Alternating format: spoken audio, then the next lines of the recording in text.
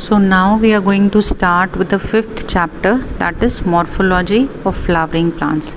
In this chapter we will study root, stem, leaf, flower, fruit, seed and other things. Okay, so this chapter is based on the external morphology or external characteristics of the plant, which we can see and which we can put in a knowledge. Okay, so we'll start with root.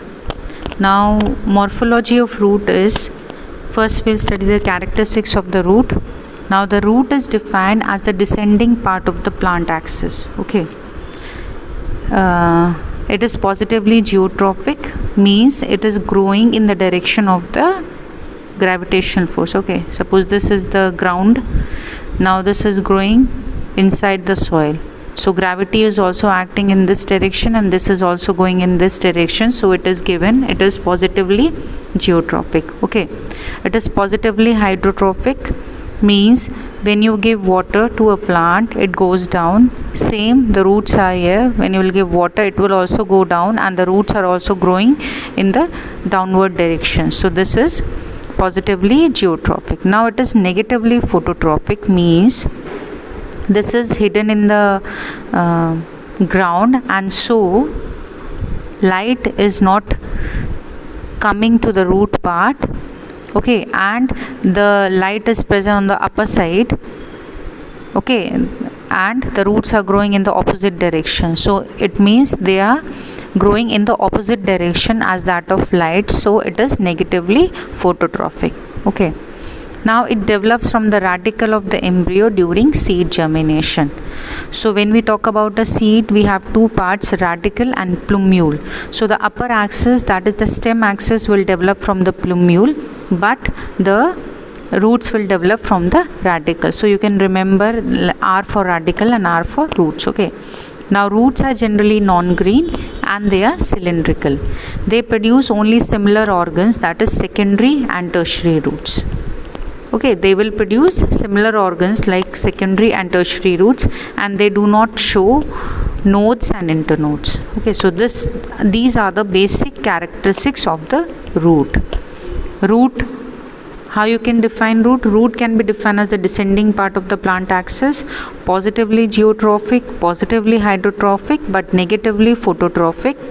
It develops from the radicle of the embryo during seed germination, and roots are generally non-green and cylindrical. They produce only similar organs, that is secondary and tertiary roots, and they do not show nodes and internodes. Nodes and internodes we'll see in stems, so root does not possess any node or internode. Okay.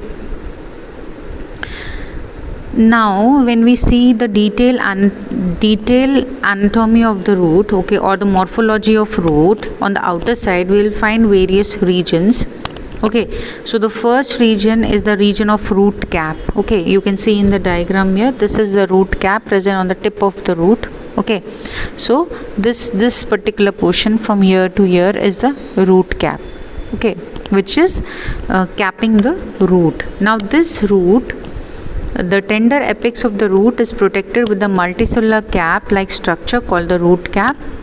Now the cells of the root cap secrete mucilage, okay, a liquid for lubricating the passage of root through the soil. And in many hydrophytes, root cap is replaced by root pocket. This you will study in further classes. Okay, so you have to remember that it is multicellular cap, okay, which will secrete a lubricating substance which will help the root to easily pass through the soil. Like suppose these are the soil particles, now the roots are coming like this. Okay, so now these roots, the root cap will protect the main region of the root. Okay, because when it collides with the particles, okay, soil particles, due to abrasion will be there. Okay, due to friction, abrasion will be there on the root and root will be harmed. So a mucilage or liquid portion will be there on the root, which is secreted by the root cap, which will help in the movement of the root in the soil. Now second is the region of cell division. and meristematic region. Okay, you can see in the diagram, this is the area of cell division. Now this is a small area with 1 mm in length. You need not to remember the length. Okay, this is the growing part of the root and is protected by the root cap. It is made up of thin-walled, compactly arranged meristematic cells which have the power of division, and this region helps in longitudinal growth by the addition of new cell. So this area, that is the region of cell division and meristematic region, this area is responsible for the growth of the root. Okay, for addition of cells in the root. Okay, now there is the region of elongation. In this, it lies just above the meristematic region. It will be present above the meristematic region. The cells of this region are newly formed and they elongate rapidly. This increases the length of the root, and the cells of this region help in the absorption of mineral salts. Okay, so this is the meristematic region.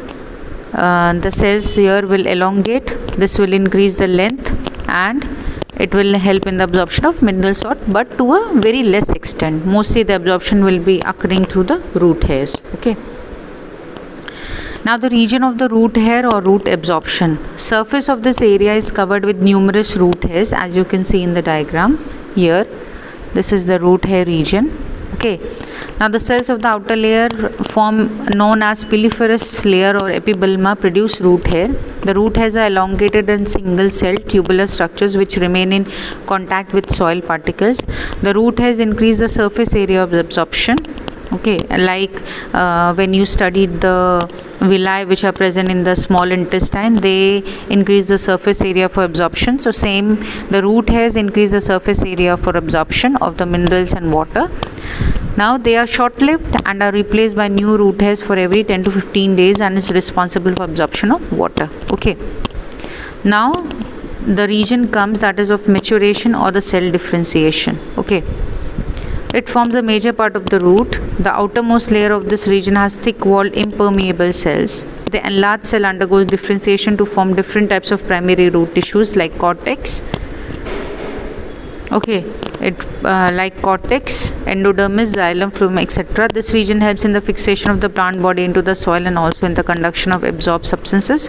And lateral roots also develop from this region. Okay, so just above this region of root hair or root absorption, the region of maturation will be present. So the cells which were formed in the area of cell division will now differentiate and they will form a particular cell which will perform a particular function, and this will be like cortex, endodermis, xylem, phloem, etc. Okay, so this was the morphology of root.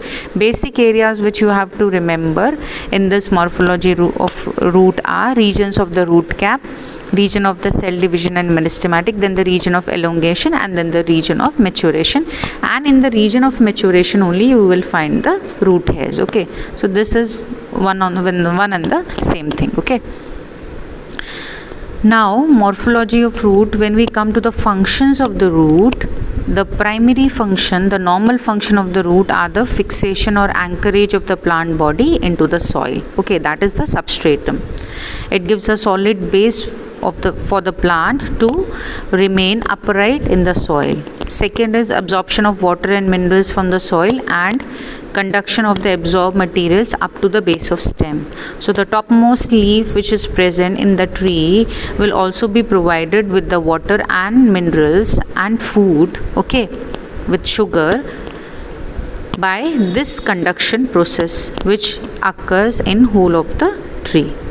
Now secondary function is that in some plants roots perform certain special functions, and such roots undergo necessary modifications. Some roots become fleshy or swollen for storage of food materials. Okay, some become green and they manufacture food for photosynthesis. Some roots help in the exchange of gases, that is respiration. Okay, and sometimes root also takes part in vegetative reproduction, like sweet potato. Some aerial roots also absorb moisture from the air, that is the orchids. Okay, so the primary function which is done by every root is the anchorage, absorption and conduction, but the secondary functions can be variable to every plant or every tree. It will be different for every plant and every tree. And these variable functions or the secondary functions can be storage of food, photosynthesis, okay, then respiration and vegetative reproduction and absorption of moisture. Okay. Now, tap roots or the true roots. What do you understand by tap root system and the fibrous root system? So, tap roots or the true roots develop from radicle of the embryo. Okay, during seed germination is called the true root or the tap root. The main root is called the primary root. Its branches of first order are called secondary roots, and the branches of the second order are called the tertiary root, and so on. So this will be like this. This is the primary root. Okay, this is the tap root or the primary root. So now the secondary roots will arise from this primary root, and now tertiary roots will be arising from the secondary root. So this is the tap root or the primary root, this is the secondary roots, and these are the tertiary roots. Okay, so in this way the root system will be there. Now the main root along with its branches forms the tap root system, that is mustard in mustard and sunflower. Presence of a taproot system is a characteristic feature of dicot. The taproot normally grows vertically downwards to a lesser or greater depth, while secondary and tertiary roots grow obliquely downwards, or some grow horizontally outwards. Okay, so the primary root will penetrate more into the ground, and secondary and tertiary roots will be parallel to each other or obliquely downwards. Okay, they will spread and the primary root will penetrate in the soil. All lateral branches are produced in the acropetal succession, that is the older and the longer branches are near the base and the younger and shorter ones are near the apex of the main root. Okay, so this is the taproot system. So this is the taproot system. Okay, you can see this is the primary root and secondary and tertiary roots are growing from them. Now we will study the adventitious root system. Okay, now what do you understand by adventitious root system? As the name suggests, it is giving certain advantage. Okay, the root that develops from any part other than the radicle are known as adventitious roots. So you have to remember that the roots which grow from any other plant except radicle, roots generally grow from radicle, and that is the taproot system. But when they grow other than radicle, they are known as adventitious roots. Now what are the advantages which these roots provide? We'll see in root modification. Such roots may develop from the base of the stem, nodes or leaves. They can arise from stem, they can arise from nodes or leaves. In monocots, radicle is short-lived, and from the base of the stem a thicker cluster of all equal sized roots arises. This is known as adventitious root system.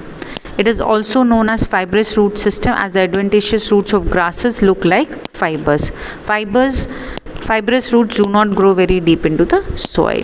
Okay, so these fibrous root system will be formed like this. Okay, it is believed that first the taproot system will form and it will generally disintegrate or degrade, and these fibrous roots will take place of that taproot, and after that you will see only the fibrous roots. So adventitious roots and fibrous roots are one and the same thing. Okay, now we come to the morphology of root, that is modification. So taproot system is used for storage of food and respiration, and adventitious roots are used for storage of food, support and special functions. Okay, so modification of the taproot, that is storage of food. The taproot primary root becomes fleshy and swollen due to the stored food. Now the root will be storing food. Okay, the secondary roots remain thin. Hypocotyl, that is the embryonic region between the cotyledons and the radicle, may also join the tap in storing food. Stem is reduced and discoid in the beginning and bears radical leaves. The swollen taproot acquires some typical shape and it's accordingly classified into the following three types. Okay, so you can see here these are all the storage of food by roots, that is in radish, beetroot and carrot. Now the modification of taproot for storage of food is, first one is fusiform. As you can see that the storage of root which is swollen in the middle part and tapers towards the base and the apex is called the fusiform root, that is in the radish. you can see in the reddish the shape, okay, it is tapering and then it bulges, and then again it is tapering and again it bulges. So this kind of shape is called the fusiform shape, and this type of root modification is found in reddish. Okay, now we also have the conical root, that is the storage of root which is broader at the base and gradually tapers to the apex is called the conical root, that is in carrot. Okay, so carrot shape is like this. It is broad at one end and tapering at the other end. So this is carrot and this is the shape, that is the conical shape. Okay, the next one is the napiform. Okay, this napiform is seen in beet. Okay, here the storage root which is much swollen, almost spherical and abruptly tapers around the apex is called the napiform. So what happens in the napiform, the most of the part of the root is bulging, and then certainly it tapers to a thin extent. Okay, so this is the beet modification, that is the napiform. So 3 modifications we learn here, that is the fusiform root, conical root and napiform.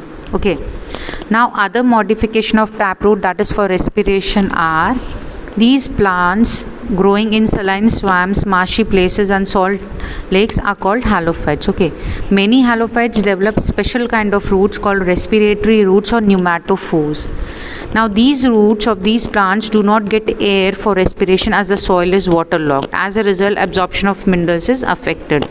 Such plants produce special roots from the underground roots of the plant near the soil, which grow vertically upwards and negatively geotrophic and comes out of the soil in the form of conical spikes. Okay, what we learned here, that roots are generally positively geotrophic, but in the plants which are found in the marshy areas, okay, like Rhizopora and other, in that because of the water logging, because of the marshy land, okay, mineral absorption is very difficult and respiration becomes very difficult for the roots.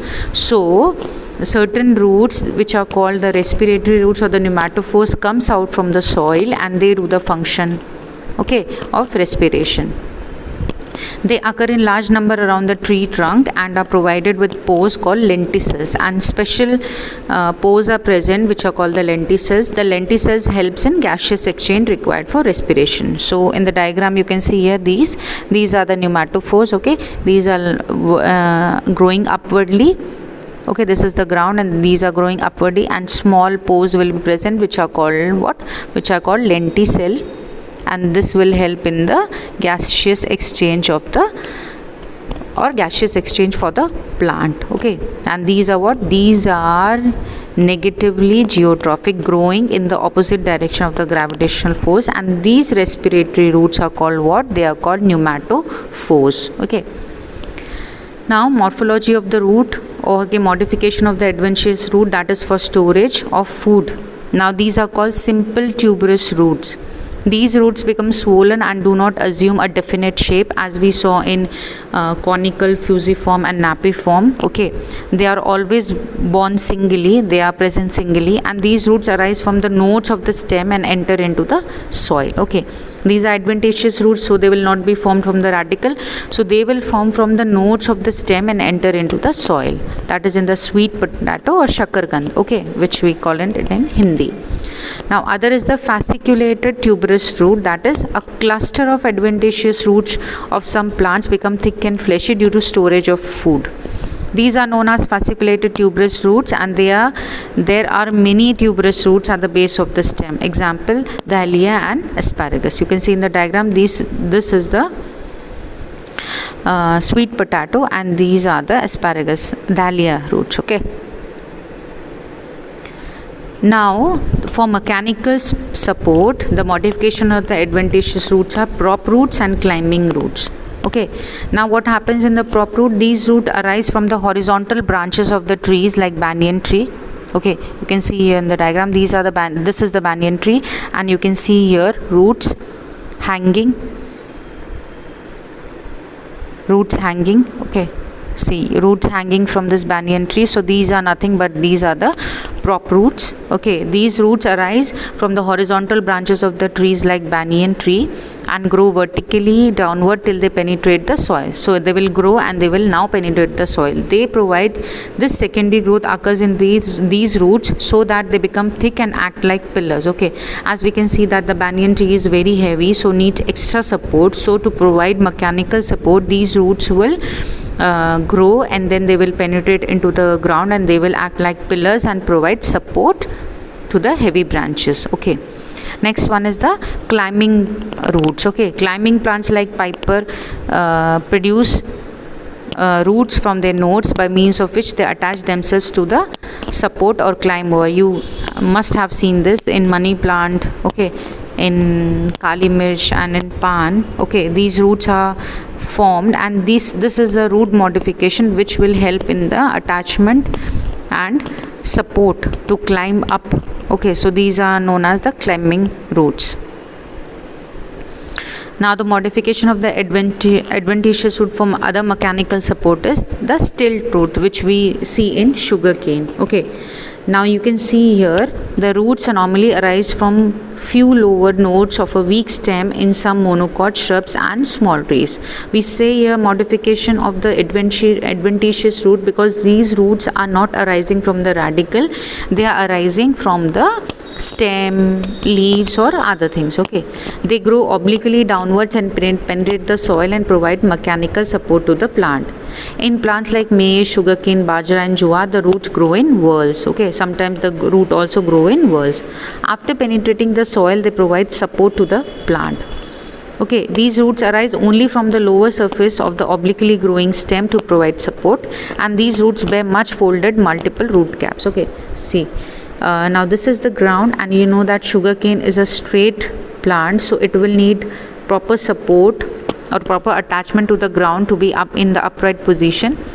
So in this way, these from the last node of the stem, these roots will arise and they will penetrate into the ground and they will give what support to the plant. It is acting like ropes in a tent. Okay, so in this way these stilt roots will be formed and they will help in the providing mechanical support to these plant. Okay, you can see here in the diagram also, see these are nothing but the stilt roots. So they can also grow in groups and have multiple root caps. Okay, so this is the mechanical support. Now certain modification are there which are known as the epiphytic roots, that is the special functions. We'll find this in some plants like orchid.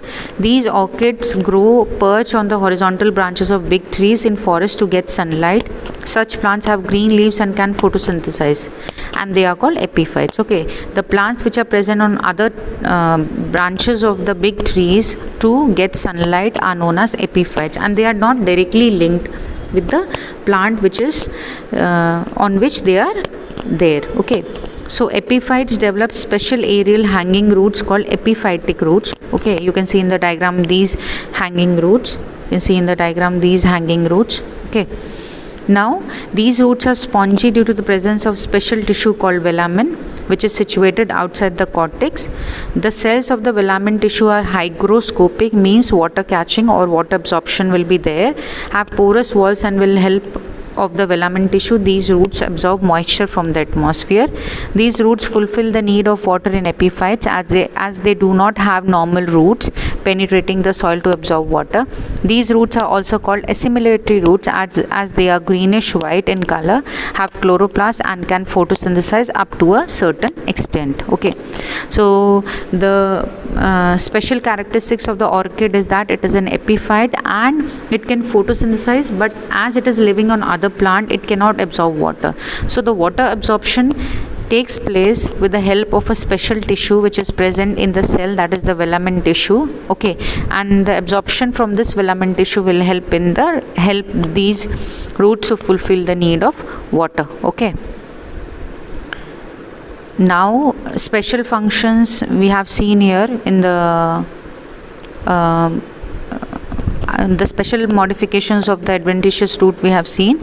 So some sucking roots are also present which are called hosteria. okay, haustoria, or you can say that these roots will do the function of a parasite to absorb nourishment from the host.